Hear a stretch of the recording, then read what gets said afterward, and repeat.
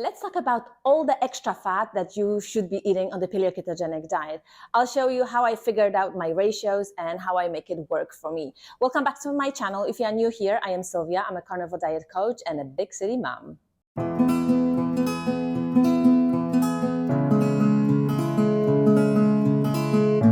Before I start with today's video, if I sound off or look off, that's because I quit coffee. This is my first day without coffee.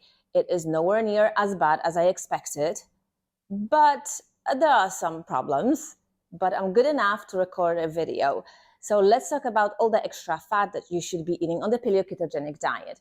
If you follow the paleo-ketogenic diet protocol, you are supposed to consume fat to protein ratio be 2:1 by dry matter. So let's break this down. So let's take one of those beautiful steaks for your lunch, 250 grams, which will be about 8.8 ounces.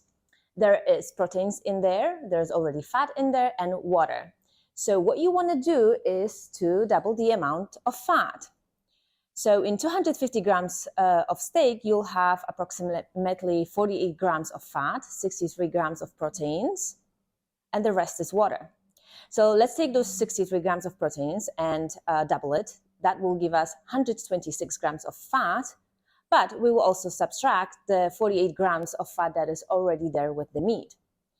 So that will leave us with 78 grams of additional fat that we have to add to this meal, which is roughly 2.75 ounces of fat.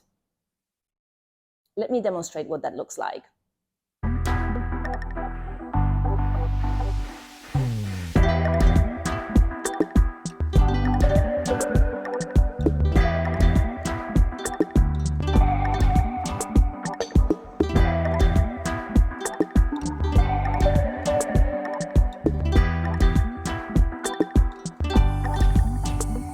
This is 2.7 ounce in extra fat that you need to add to your steak, to your single meal.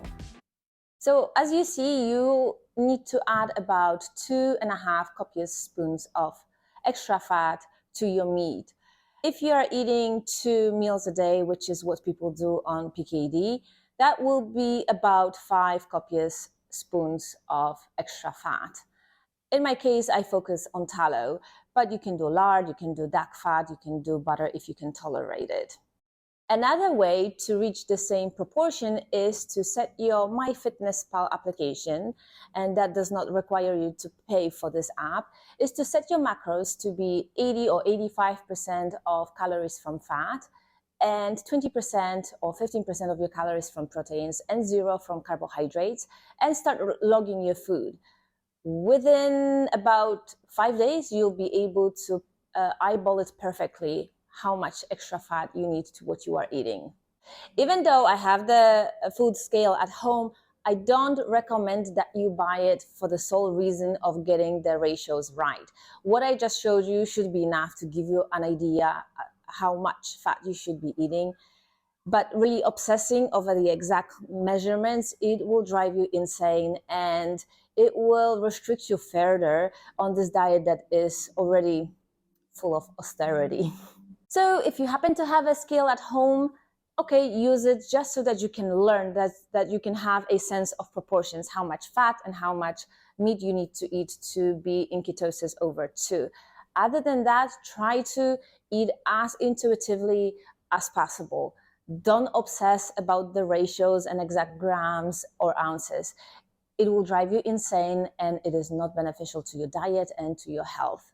I really mean it. So now that I am striving to get as perfect to PKD as I can, I forgot that it takes so much time, effort, and work to add all the extra fat to what I'm eating. It's getting a lot more challenging with work lunches. Myself, as probably most of you, have a day job, and it gets really challenging to eat PKD compliant lunches if you are trying to eat outside. If I go to a restaurant, I will ask for extra butter on the side for my steak, but for the most part, I bring my own lunch to work. The easiest one and the most tastiest one is ground beef, which I cook in 1 tablespoon of tallow. I salt it well, and then after it cools off, I put it in the container, and then I add additional tablespoon of fat, and then I take it to work. At work, I have a very nice kitchen, so I am able to warm up my lunch in a really nice environment, and the lunch is delicious. So pound of ground beef makes me about 2 lunches. Another go-to meal is pork chops. I will prepare them at home, cook them in their own juices. Then I will add extra butter or extra tallow and take that to work, warm it up. It is perfect. It is really satiable. And yeah, that just makes my life at work so much easier. And the ketosis is right where it needs to be. So if you have a steak that you are making in the pan, you can get that extra tablespoon of tallow while you are cooking the steak. And then after it's cooked, you can add the additional fat and salt it. And it is quite delicious. I find that if I do 2 tablespoons of tallow on top of my steak, the taste is not so great. It is just too much extra fat. So because I make my steaks in the air fryer, so while I cook them, I don't add any extra fat.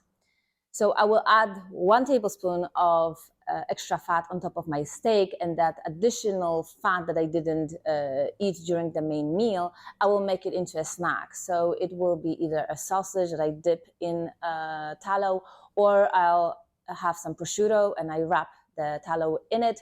And this will be my snack and another way to get all that fat into my daily calorie consumption.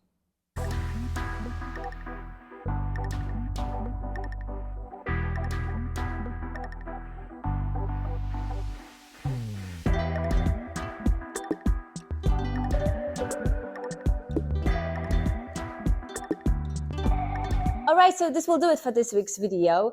As you see, it is a lot of work to get all that extra fat in what you are eating for the day, but it is not impossible. With time, it gets easier and more intuitive. And I hope I give you an idea so that you don't have to obsess about extra grams and extra amounts of fat to protein ratio by dry matter.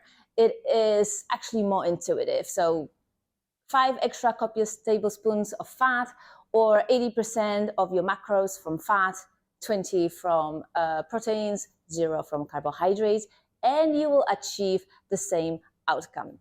If you haven't yet, subscribe, hit that notification bell, and I will see you in my next video. Bye.